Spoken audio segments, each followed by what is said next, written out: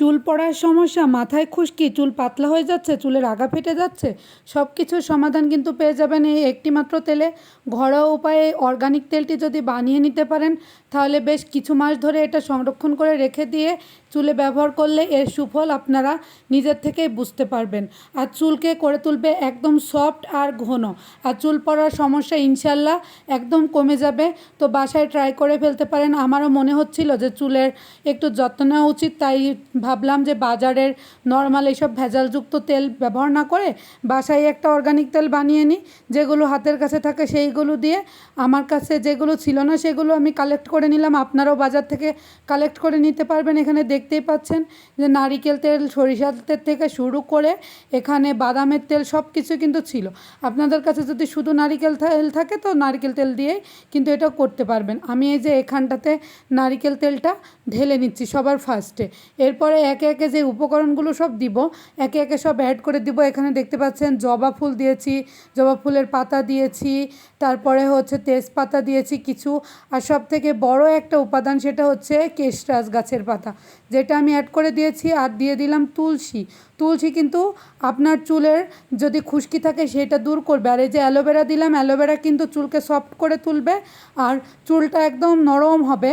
তারপরে হচ্ছে এইদিকে দিয়ে দিব সরিষার তেল আর বাদামের তেল। আমি সরিষার তেলটা আমার প্রয়োজন অনুযায়ী দিলাম, আপনারা আপনাদের প্রয়োজন মতো দিতে পারবেন। আর এবার দিয়ে দিচ্ছি বাদাম তেলটা।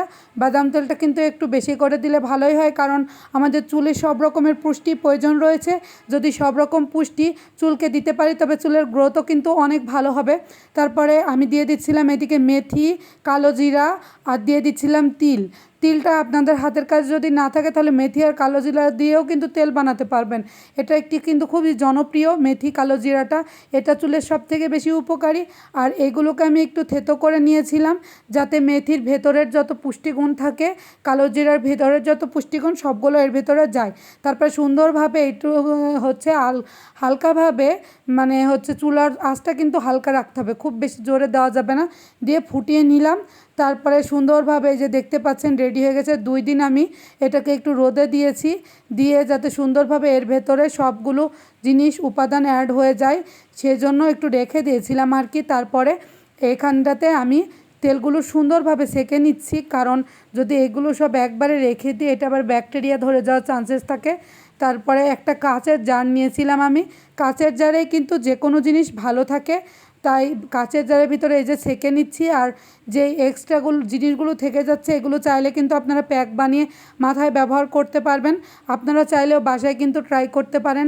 বাজারে অনেক টাকা দাম দিয়ে অর্গানিক তেল না কিনে বাড়িতেই এই অর্গানিক তেলটা রেডি করে দেখতে পারেন, তাহলে বুঝতে পারবেন এই সুফলটা। এটা ব্যবহার করে কিন্তু আমি অনেক উপকার পেয়েছি।